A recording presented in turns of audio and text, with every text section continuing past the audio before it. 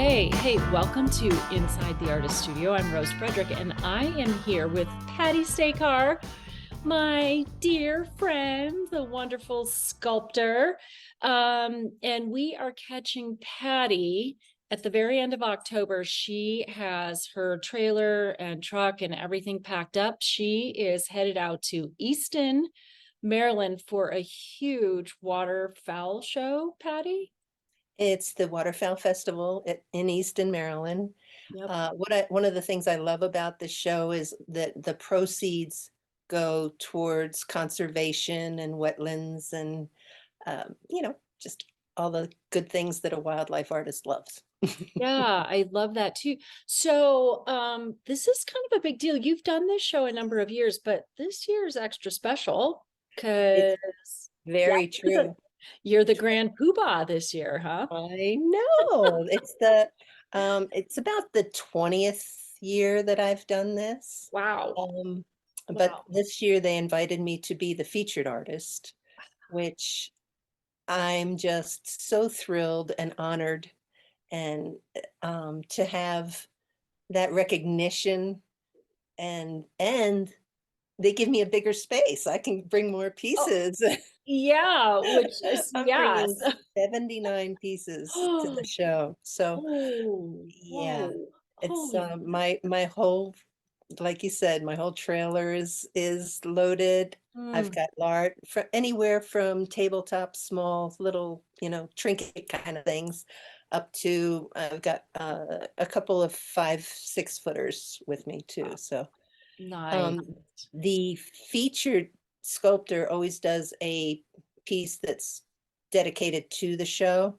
Oh, And this year, I used Aesop's fable of the pitcher and the crow. oh, I yeah. love this story. It's where, Mm, the crow comes along and there's a pitcher and it has water in it, but it's too deep for it to get to the water. It can't get its head all the way down in there. So it takes stones and fills up the pitcher to the point where he can get the water. And the piece that I made is actually two, so that they're interacting and you can see the stones in their mouth. And oh, it's, wow. it's a fun piece. It's a So fun what piece. does that mean? Like, do they buy that piece for a museum? No, they feature it so Mm. that this is um, on all the marketing, and you're Mm, doing it just for this show. And nice. I mean, afterwards I can sell more of them if there are any left. Mhm. But it's a very small edition. It's an edition of 9, Oh, so it keeps its value high, I believe.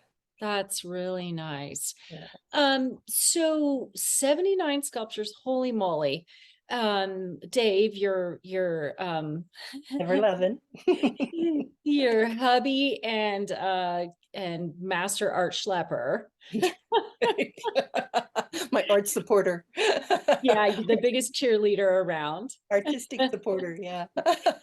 Yeah, he must be just like, oh, I thought this was a good thing until about now. He's tired now. He's very tired. Because, Yeah. he does all the things that I am really not good at. Like, he'll build my plinths. He Oh, um he pours my waxes. wow. Uh he also does anything that is a straight or 90-degree angle. For some reason, it's not in my repertoire. I can't do it. Some of that makes a lot of sense to me, Patty, somehow. Oh my God. Yeah, Wow. Yeah, you guys really are the true art couple. we are. We Yeah. we are a good team. He has helped me throughout my long career. It's been 40 years that Wow. we've been schlepping stuff across across the states. That's amazing. Okay, well, congratulations on that. That's incredible. So obviously birds and waterfowl is part of your repertoire, but not all of it. And so we're talking today. You are going to be in the January show we're doing at 1261, Mhm. January 2024, coming right up. And that is contemporary realism now. Right. And I remember when you and I talked about, because the December show is naturalism now, and you obviously fit in that show too. But I know for me, I wanted to push the contemporary side, and the you incorporate a lot of abstracted forms, sometimes industrial objects and different things into your sculpture. And I wonder if you would kind of talk about that as your vision and why, how that started and came into your work. First of all, when I start designing a piece, I start in abstract Mm, and just kind of I for the design, I want it to be a 360 piece. And mm, also I love the abstract with the realism. I think it gives it another depth rather than just telling a story of, oh, look, there's a deer in a field. yeah. Mhm. Um, I I like to let my audience think about what they're seeing in that. Say I have an owl on maybe a square piece and it looks industrial, Yeah. and you think about how we've encroached on all the wildlife Yeah. and so for them to have a place, they will be in the city. You know, they might be at a construction site, they might be on a building. Mhm. So it's that urban interface that I've really kind of started to tap into a lot so that it shows you that, oh, look what you might see right around the corner if you Yeah. just pay attention. Right. And it's so interesting too, because nature has fitted itself around our man-made objects. Exactly. Yeah. And so your art is truly reflecting that in a Thank beautiful you. way. Thank you.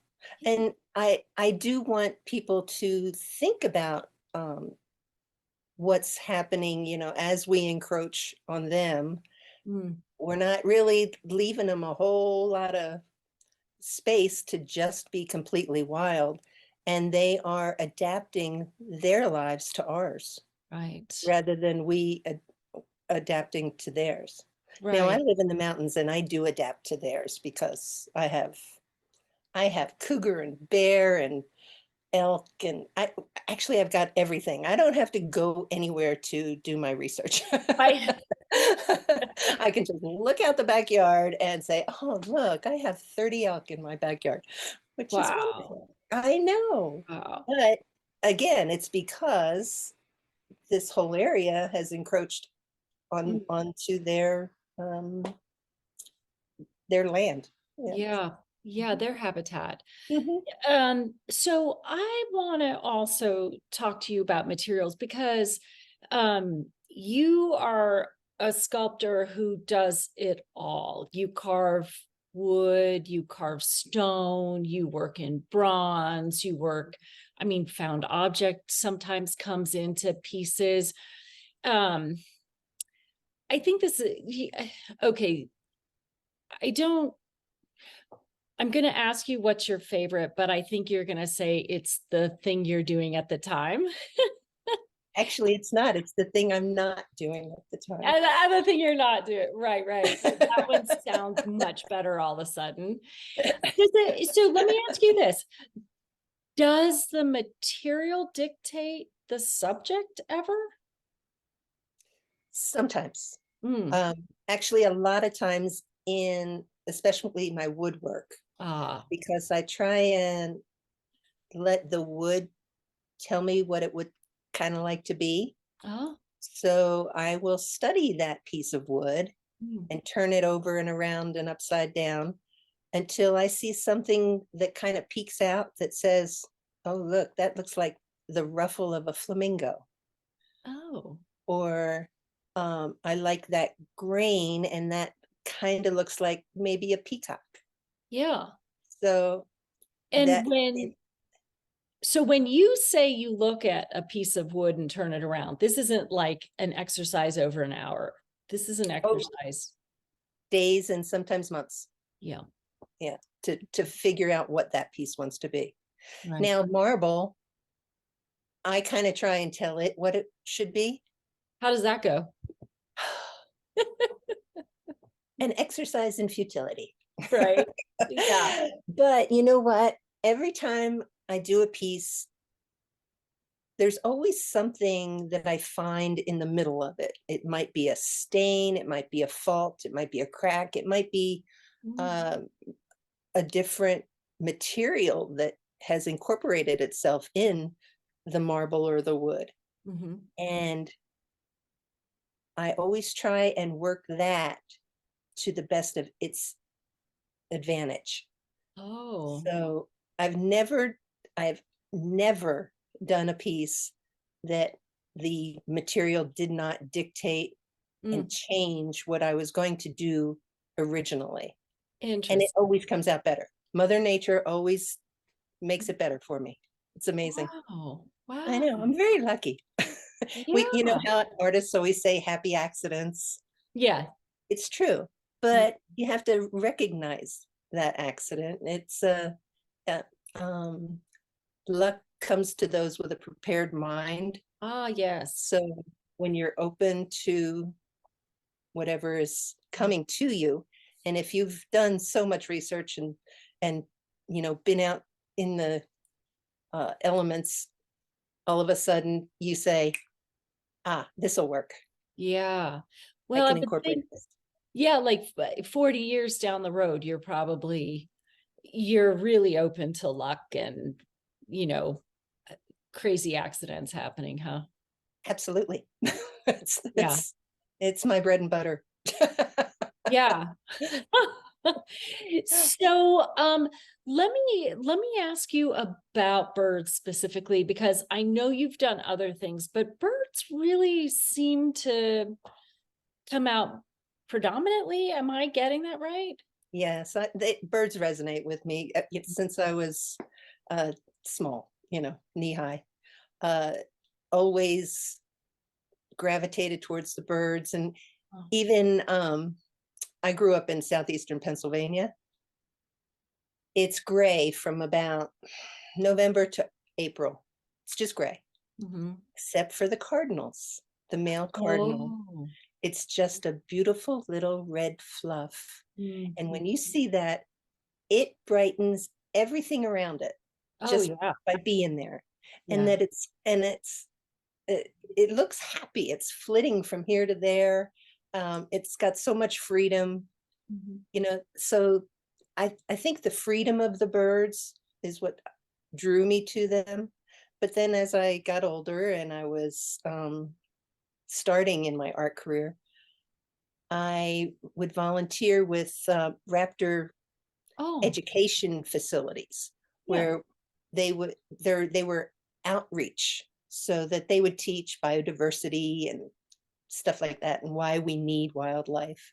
So I had the best reference materials because I would have an eagle on my arm or an owl or a falcon, or you know, I might have a vulture throwing up on me because he's so pleased. He just wants to share. Yes, yes. When they're nervous, they give you a little love. Oh, yeah, it's pretty nasty, but it's okay. Yeah. Okay, that's fun. But to have that in your toolbox, you know, that I know how many feathers are in it and how their wing works and what they can and can't do in the air, which they can do just about anything in the air. So that's frees you up. You know, I remember talking with some people at a raptor thing. It was at some event. And one of the guys said, how much do you think this hawk weighs? And we were like, I don't know, 8 pounds, 10 pounds. And he's like, what? It's like a couple pounds. 3 pounds. Yeah. You know, and once he said that, it was like, oh, duh, because, you know, that structure lifts up. Right. 10 pounds is hard to get up there. I mean, I think you'd have to be a turkey vulture to right? That wingspan. Right. Yeah. But So there's, birds bones are hollow. yeah. It's more like a honeycomb rather than like ours are so dense. Mhm. But yeah, that does cut down on a lot of their weight. But when you're looking at them, you're not seeing their body. You're seeing all this fluff and feathers. All the Right. plumage makes them look so big. And Yeah, that's one of their defenses, they to make themselves look big. sure. But yeah, I think eagles are maybe 7 or 8 pounds. Wow. So That, yeah. So I bet handling them really helped because when you're creating a sculpture like in bronze, you do have this armature, right? Which, and your armature is probably way heavier than the bird itself. it is. But then you can know like where the wings tip in and out and how they function. That's got to be just huge. Because even if you are going after an abstract concept, you still, like, we viewers want that structure to be accurate. Mhm. Yeah. Even if you're doing something like Picasso-esque, Mm-hmm. um, I've told all my students, if you want to abstract something, and abstract it, you have a subject. You have to know that subject inside and out before you can abstract it. Right. So Right. the when you see something that you can't quite figure out what it is, Mm-hmm. it might be because they free-formed rather than abstracted. They Oh. just started with a form Mhm. and decided to go from there rather than having the knowledge behind it to abstract an actual subject. Interesting. That makes so much sense. You have Mhm. to have the, you have to know the rules before you break them, right? Exactly, Yeah. exactly. I have a trilogy piece where one is representational, the next is stylized, and the third is abstract. It's a cougar in the exact same position in each piece, but it's the progression, showing the progression of what happens when stylize something or abstract it. But what it's showing you is, no, your 5-year-old can't do this. Right. which is one of the Yeah. loveliest comments you ever get. Oh, my 5-year-old could do that. And yeah, no, they can't. 5-year-old Not must and be know brilliant. what's behind it, right? Right, right. Yeah. Hey, so you have this featured piece for the Easton show that is based on Aesop, one of Aesop's fables. And Right. I seem to recall you've done a number of pieces that have a fable behind them, or there's some story behind them. And I wonder if you would kind of talk about like where that inspiration comes from and how you actually take a fable and turn it into this three-dimensional. You got to tell a lot of story in a one piece. And actually that's what you're doing at least as a sculptor. If you look at like the old Roman sculptors with maybe a wolf feeding the twins, uh, every every sculpture, unless it's a portrait, Mhm. is telling a story, and the audience is the one who has to decipher that. Yeah. I like to leave something out. I don't want to tell the entire story. I want them to come to their own conclusion. Um, say I have a piece that was part marble, part bronze, Mm. and it was two horses. It was called Shadow and Mist. It's just two horse heads, and Mm. they look like they're maybe swimming or Mm. maybe running through the fog. Oh. And are they the bronze is black, the marble is white. Mm. Is it a courtship? Mm. Is it uh, territorial?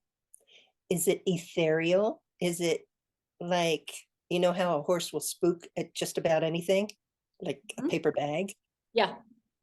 Did he see a little piece of wisp of fog and think it was a horse and go chasing after it? So I want them, Uh-huh. whoever buys that piece, to always wonder, what is it?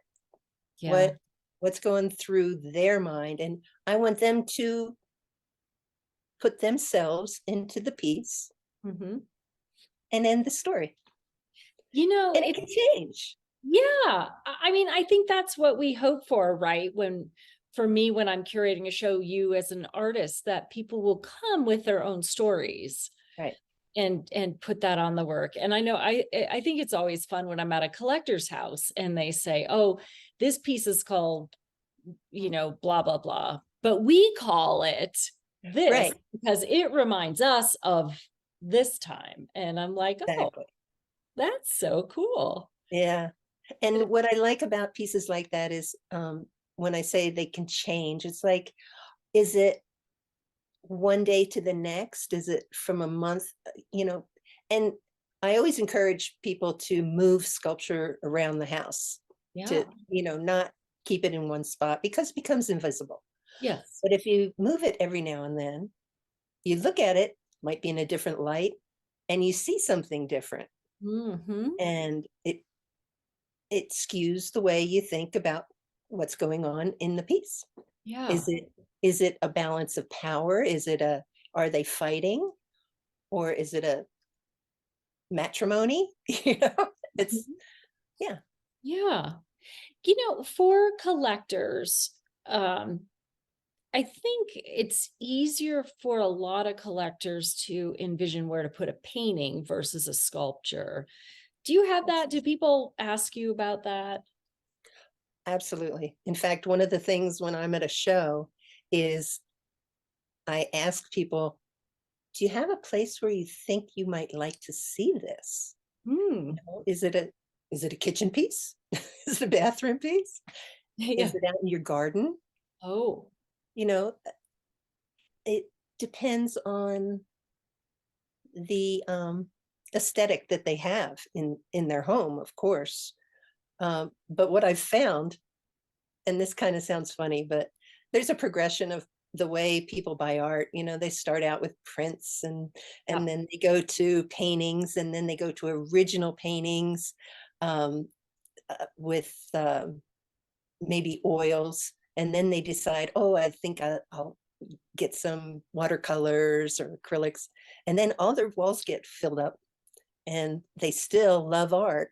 And Yeah. that's when they come to me and they start buying sculpture. Nice. And as sculptors, we always say sculpture is what you back into when you're backing up to see a Oh God, painting. right. Oh geez, right. Yeah, it's where you set your empty wine glass at the end of the night, Right. right next to that sculpture. Right, right. But again, it's a learning process. And Mhm. I think as artists, it behooves us to help people learn about the progression and the different artists. Yeah. Um, So doing the shows probably helps a lot. absolutely. And when you go to galleries, a lot of times there'll be a gallery opening or something like that, and you get to talk with people that are in attendance. And Yeah. again, it's just a learning experience, So, artistic experience. okay, so since it is the learning experience, staying on that track, Mhm. I think there's confusion with people because unless you're a sculptor or you're, an artist or curator and you're around it all the time, you know, people look at a medium and they're like, is that bronze or aluminum or or clay or what is it, right? And then right on the coattails of that, and so what I'm going to ask you is to give us some tips and tricks, um but on the coattails of that, so you do pieces in stone and wood Those are absolutely one of a kind, though some artists cast those then into a bronze version. You don't do that? No. No, all my one of a kinds are definite one of a kinds.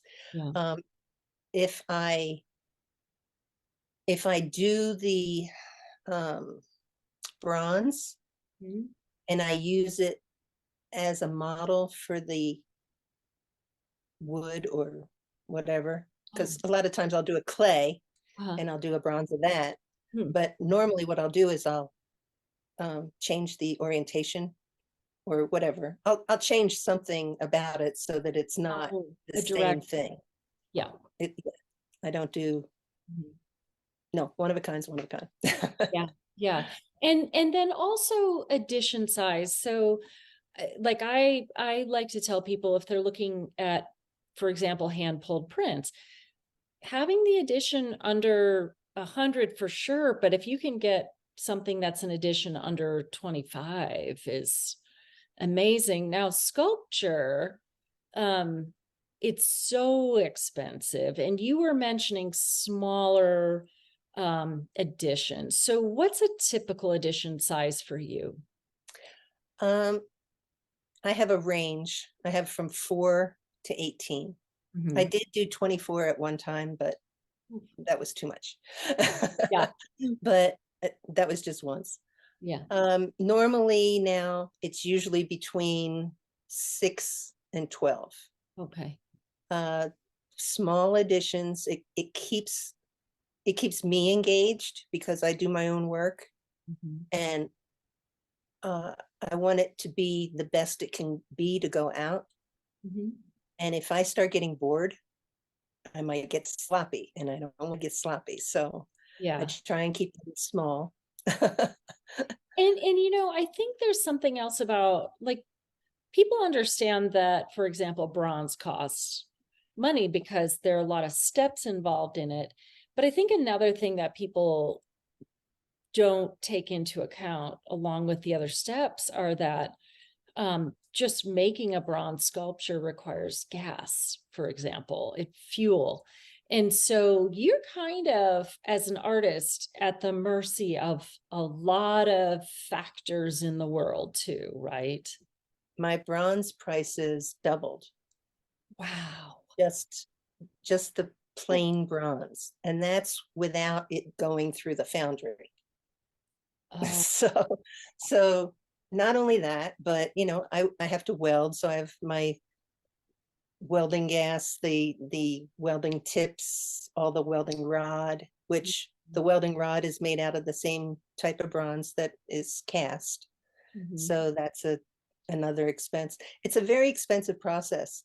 So the smaller the addition, um, kind of the more I have to charge, because I'm not going to make it up in 45. Oh, right. So I'm not going to make 45 of them so that I can recoup my costs. I'm only going to make 6. So I'm not Yeah. going to make as much money. So wait, so a lot of bronze sculptors create the clay piece, and then a mold maker comes in and makes the mold, Right. and then they take it to the foundry and they do the wax, and then the foundry does the chasing with the bronze metal, and the Mhm. foundry welds it and gets rid of all the mold edges, and then they patina it. It Right. sounds like you do most of that. Yes. The only thing I don't do is the pour of the metal. Yeah. So, Wow. um, as I said, Dave pours my waxes for me because he's a lot better at it. He's bigger and heavier and stronger. Yeah. Oh and my goodness. and um and then I touch up the wax because, and that's one of the things people don't really understand. It's not like you make a wax and you pour the whole thing. It comes out in pieces and parts. Yeah. Um, maybe plugs, maybe it might be cut in half, it might be cut in 16 pieces, or like, especially for the bigger pieces, that comes in, that we pour panels rather than pour it like into the body of the piece. because you cut panels off of the sides of the body. So you're painting those panels, and then you have to weld them all back together. And also, bronze is 95% copper, so it's very malleable. Oh, So especially on the tall pieces that don't have, they don't look like mashed potato mound, it yeah. has to have a superstructure inside of it. So I'll put Oh. a stainless steel superstructure inside Mm. and basically hang the metal onto that. Yeah. So it's another armature almost. Yeah. Mhm. Um, okay, so I just keep thinking, why don't you just paint, Patty? I know. Why don't I paint? Why don't I just go into jewelry? I actually tried to go into jewelry in 2008 when the bottom dropped out. But as soon as I got pretty good at it, and I had all my tools, I bought, like $5,000 worth of tools. And then sculpture started to sell again. And I like working bigger than tiny, Yeah, because yeah. that would have been very tiny. I'd have been probably blind by now. Okay, so you were in a show with three other women that I pulled together for the Pace Center in Parker. It was called Women with Power Tools. And your quote is one of my favorite. You're like, I've got all the tools, or I've got more. And I've got more diamonds than every wealthy woman I know, or something like that.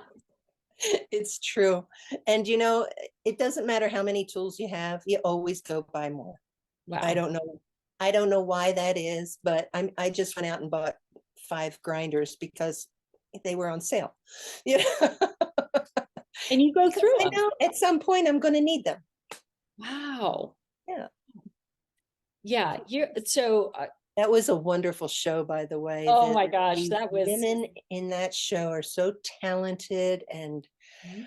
strong, Yeah. fierce. I love that. I love Yeah. it. And just tackling all kinds of stuff. I mean, Mhm, and everybody used power tools. mhm. And I kind of think every artist had to figure out as a, you know, okay, just because of the world we live in, every woman in that show had to figure it out for herself because oh, That's right. Yeah. there weren't a lot of resources. When I started, there were very few women in sculpture. This Mhm. was back in early 80s. Yeah. Um, very few women. Um, I and the women that I did know, they didn't do their own work. Now, Oh. I was very lucky in that Jerry Balsiar took me under his wing, Mhm. and I was his apprentice for 2 years. And Yeah. I mean, real apprentice. I was Oh. there every day. We worked side by side. I was working on his pieces. Um, he taught me everything I know about bronze and marble. I Mhm. was already a wood sculptor. Mhm. Um, but one of the things that I love about Jerry is he said, you're an artist in your own right, and I want to learn as much from you as you learn from me. Yeah. So he was teaching me more of the technical and Yeah. all that. Mhm. And I think I was helping him with design, flow, balance, You which know, that's my strength. I talked to Jerry a few months back Oh, to do an article about wildlife sculptors who got their start in taxidermy, which Jerry had. right, right. And we talked about you and about that just that he said I learned as much from her as she learned from me. I know he's What really. a he's such a generous person. Yeah. Generous. Yeah. But you know what else he said that I want to kind of wrap our conversation with, because I think it kind of brings us back to where we started. He said his work keeps becoming more abstract. And if he had 200 more years to live, he'd be completely abstract. And I have a sense with your work that you don't need 200 years, like you embrace I abstraction. love abstract. Yeah. Tell me where the road's taking you. Where do you see it going? It is more abstract. I like the form. You know, my subject matter is balance, flow, Mhm. design. That's my subject matter. And then I'll put a bird on it. Yeah. Yeah. But I can see myself just going into total abstract. And I've got a couple of them out there right now. Um, when I don't need to depend on the income from the representational work, Mhm. I can go full abstract. Mhm. But abstract doesn't sell as well because you really need an educated audience for abstract. Mhm. Well, and you are educating your audience as you go. Trying, They're coming with you. trying. Coming with you anyway. Thank you. I appreciate the ride. Yeah, it's been good so far. Yeah. Well, Patti Stajcar, thank you so much for taking the time and Thank you, chatting with Rose. me. And we will look forward to seeing the work we're going to have from you. It's going to be more on the abstract side of things. And so I just cannot wait to get that into the show. It'll be at Gallery 1261 the month of January. So we're looking forward to it. Safe travels, by the way. Thank you. Have a And wonderful rest of your day. oh my gosh, good luck with the show. Thank you. Thank Pace you. yourself. Uh-uh. Yeah. Okay, don't pace yourself. Your choice. That's right. All right, Patti, my friend, take good care. I really Thank appreciate you. your time.